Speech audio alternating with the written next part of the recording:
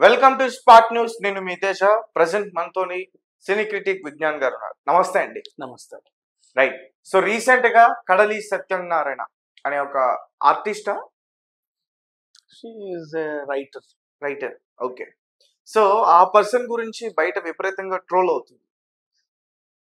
Feminism గురించి ఎక్కువగా మాట్లాడుతున్నామే. కొంతమంది కరెక్ట్ అంటూ కామెంట్స్ చేస్తున్నారు, కొంతమంది చాలా ఘోరంగా కామెంట్స్ చేస్తూ ఉన్నారు. అండ్ మరి ముఖ్యంగా కొంతమంది మహిళలే చాలా మంది ఆమె పైన ఫైర్ అవుతున్నారు. మీ ఒపీనియన్ ఏంటి? మీరేం చెప్తారు? శివంతే కడలి అనే ఫస్ట్ ఈ అమ్మాయి ఎవరు అనేది మాట్లాడుకుందాం. కడలి సత్యనారాయణ. కడలి అనే అమ్మాయి ఒక గొప్ప సాహితీవేత్తలకు పుట్టిన కూతురు. వాళ్ళ తండ్రి చాలా మంచి సాహితీవేత్త, వాళ్ళ అమ్మ కూడా చాలా మంచి సాహితీవేత్త. గొప్ప మనుషులు, గొప్ప గొప్ప గ్రంథాలను బాగా అలవోకగా చదివిన వాళ్ళు. అదే జ్ఞానాన్ని కూతురికి పంచిన వాళ్ళు. శ్రీశ్రీ గారి మహాప్రస్థానాన్ని చదివి వినిపించేవాడు. వాళ్ళ అమ్మ కూడా బరువైన నవలలు పిల్లలకి నేర్పించేది. ఈ అమ్మాయి కూడా చిన్నప్పటి నుంచి ఒక లైన్, అర లైన్, చిన్న చితక ఏవేవో రాసుకుంటూ కథలు, కవితలు, నవలలు రాసే రేంజ్కి వెళ్ళింది. పుస్తకాలు కూడా చేయించింది. బోల్డన్ని కథలు, ఈవిడ లవ్ స్టోరీస్ రాసిన ప్రేమ కథలు చాలా ప్రాచుర్యం పొందాయి. మంచి పేరైతే సంపాదించుకుంది. అలాగే సినిమాలకు కూడా పాటలు, డైలాగులు రాసింది. సో ఈ మాత్రం సెలబ్రిటీ ఉంటే చాలు కదా యూట్యూబ్ లో ఇంటర్వ్యూ ఇవ్వడానికి. మినిమం అర్హతలు. ఎవరో ఒకరు పిలిచినప్పుడు ఆవిడ హ్యాపీగా ఇంటర్వ్యూ ఇచ్చింది, తన భావాలన్నీ పంచుకుంది. ఆమె మాట్లాడిన మాటల్లో 2 పదాలు బాగా వైరల్ అవుతున్నాయి. ఒకటి, ఆడపిల్లల దుస్తులు కూడా మగాళ్ళకి ఒక ఈ పదాలు మాడితే మళ్ళీ సెన్సార్ కట్లు అవుతాయి, అంటే ఇంకో రకంగా చూస్తున్నారు అనేది ఆవిడ చెప్పింది. నిజమే, మనం చాలా సినిమాల్లోనూ కూడా చూపించారు. ఇప్పుడు ఈవెన్ అమీర్పేట్ సైడ్ మనం ఇట్లా వెళ్తూ ఉంటే బాయ్స్ హాస్టల్స్, గర్ల్స్ హాస్టల్స్ అన్నీ ఉంటాయి. మగాళ్ళ అండర్వేర్లు ఎన్ని ఆరేసినా ఎవరు దాన్ని పట్టించుకోరు. అమ్మాయికి సంబంధించిన అట్లీస్ట్ పై పార్ట్కి లోదుస్తూ ఏదన్నా ఆరేసి అంటారు ఆకతాయిలు. అవునా కాదు? దాని ఫోటోలు తీసుకోవడం, దాన్ని ఏదో చేయడం. కొన్ని సినిమాల్లో ఆ లోదుస్తుని ఏదేదో చేసి అసలు దాంతోనే రొమాన్స్ చేసినట్టుగా చూపించిన వాళ్ళు కూడా ఉన్నారు. ఇట్లాంటి సీన్స్ కూడా చూపించారు. అంటే చివరికి ఆడవాళ్ళ దుస్తులు కూడా మగాళ్ళకి ఆడదాని శీలంతో సమానం అయినట్టుగా ఉండింది అనే ఒక పదాన్ని ఆవిడ చెప్పింది. అది ఒప్పుకొని తీరాల్సిందే. నిజంగా జరిగింది బయట కాబట్టి అని చెప్పింది.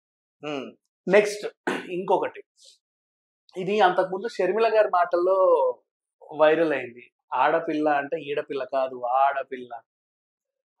ఈవిడ వెర్షన్ లో ఒక రైటర్ గా ఏం చెప్పిందంటే, ఆడపిల్లకి సొంత ఇల్లు అనేది లేదు.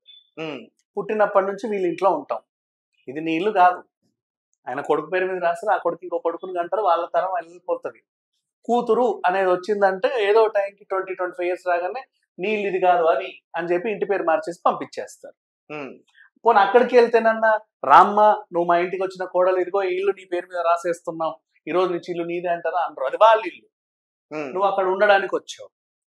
వాడు తరిమేశాడు అనుకో, ఏదో చిన్న గొడవ వచ్చింది, వాడితో వచ్చిందో, అత్తతో వచ్చిందో, ఆడపడుచుతో వచ్చిందో, మావతో వచ్చిందో, ఎందుకో ఆ ఇరుగు పొరుగుతో వచ్చిందో, ఇంట్లో పెద్దవాళ్ళతో వచ్చిందో, నువ్వు అక్కడ ఉండొద్దు అని నీకు అక్కడ గొడవ అయితే అక్కడి నుంచి వచ్చేస్తావు, ఇక్కడికి వస్తావు. మళ్ళీ వేరే అడ్రస్ లేదు కదా.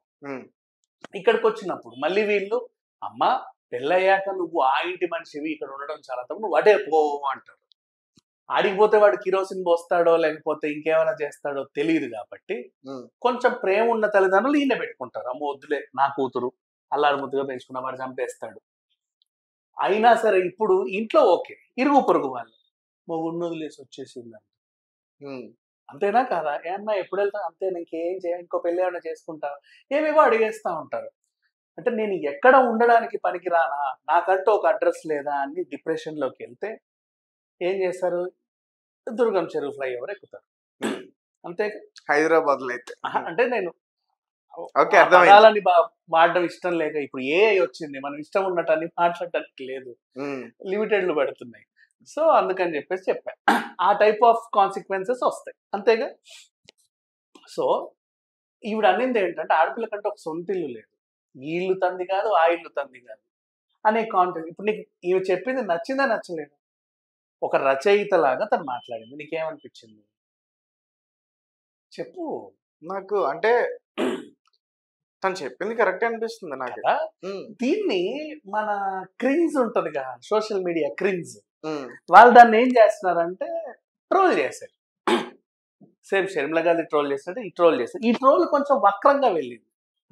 వక్రంగా వెళ్ళి ఏమ్మా ఆడపిల్లకి నువ్వు ఎన్నిళ్ళలో తిరుగుతావు, ఎన్నిళ్ళు నీవి రిటర్న్ దాడిలో చేయడం ఆడలు మొగలు ఇంకా బూతులు దాకా వెళ్ళాయి. ఏంటో ఒక రకంగా వైరల్ అవుతా ఉంది. డీజే సాంగ్స్ చేసేసారు దాన్ని అప్పుడు ఆ డైలాగ్. ఇప్పుడు మీరు మొత్తం 1000 అయింది, 250 ఎక్స్ట్రా అనే కుమారి అంటే డీజే చేయలే, అట్లా ఈ లైన్ కూడా డీజే ఏదో చేస్తున్నారు మొత్తానికైతే. కానీ ఓవరాల్ గా నాకు నచ్చింది ఏంటంటే దీంట్లో ఈవిడ చెప్పింది మంచా చెడా తర్వాత సంగతి. ఒక అమ్మాయికి ఈ క్రిన్స్ వల్ల గుర్తింపు వచ్చింది. రీజన్ అలేక చిట్టి పికిల్స్ కూడా అంతే. నాకు నిజంగా వాళ్ళే నచ్చారు. బికాస్ వచ్చింది తిట్టింది నెంబర్ 1, నెంబర్ 2 ఈవెన్ అందరూ తిట్టారు. ఏమ్మా బూతులు తిడతావా నువ్వు డాష్, నువ్వు డాష్, నువ్వు డాష్, బూతులు తిడతావా నువ్వు డాష్. మరి నువ్వు మాట్లాడేది ఏంటి? అవి కూడా బూతులే కదా. ఇప్పుడు నీకు వాళ్ళకి తేడా లేదుగా, సో వాళ్ళకి చెప్పే అర్హత నీకు లేదుగా. అవును. అప్పుడు వాళ్ళు మళ్ళీ ధైర్యంగా ముందుకు వచ్చి సారీ అండి ఏదో అయింది మళ్ళీ ముందుకు వచ్చి ఏరా ఎందుకు పిచ్చి పిచ్చిగా ఇచ్చేస్తున్నారని మళ్ళీ ముందుకు వచ్చి ఎరా మొన్న తిట్టారు కదా మళ్ళీ వాళ్ళే ఆర్డర్లు పెడుతున్నారు ఇప్పుడు మా పచ్చళ్ళు, మరి అప్పుడు తిట్టి ఇప్పుడు ఆర్డర్లు పెట్టడానికి దాని వెనకాల మా ఇదేంటి అని క్వశ్చన్ చేసింది. ఇట్లా వీళ్ళ ప్రయాణం కొనసాగుతాయి. కొద్ది గొప్ప లైమ్ లైట్ లో ఉండి ఓ 4 సినిమా అవకాశాలు, ఓ 4 టీవీ అవకాశాలు అయితే వచ్చాయిగా. అవును. ఇప్పుడు కడలికి కూడా షీఈ్ ఎ గుడ్ రైటర్, కానీ ఆమె మంచి రైటర్ అని ఆవిడ చుట్టుపక్కల ఉన్న వాళ్ళు నలుగురికి చెప్తే తెలిసింది. ఇప్పుడు ఇంత డెప్త్ గా రాస్తుంది, అరే భలే ఆలోచిస్తుంది ఈ అమ్మాయి అని ప్రపంచం అంతా తెలిసింది. ఇక మొన్న కుమారి శ్రీమతికి పాటలు రాసింది, ఆ సాయి ధరమ్ తేజ సినిమాకి మాటలు రాసింది. ఇప్పుడు ఇంకో 4 కుమారి శ్రీమతులు లాంటి సినిమాలకు పాటలు రాస్తుంది, ఇంకో 4-10 సినిమాలకు మాటలు రాస్తుంది. వీలైతే ఒక్కొక్క సినిమాకి కథే అందిస్తుంది. నచ్చింది. అంటే కొన్ని సార్లు క్రింజ్ మంచిదే. ఈ స్క్రాప్ చేసే పనుల వల్ల ఇట్లాంటి వాళ్ళు లైమ్ లైట్ లోకి వస్తారు. వీళ్ళు ట్రోల్ చేసినా మంచి పనే చేశారు. అండ్ ఈ అమ్మాయి వాళ్ళకి రిప్లై ఇవ్వాల్సిన అవసరం కూడా లేదు. ఎందుకంటే ఇదంతా ఓ టైప్ ఆఫ్ బ్యాచ్ ఇది.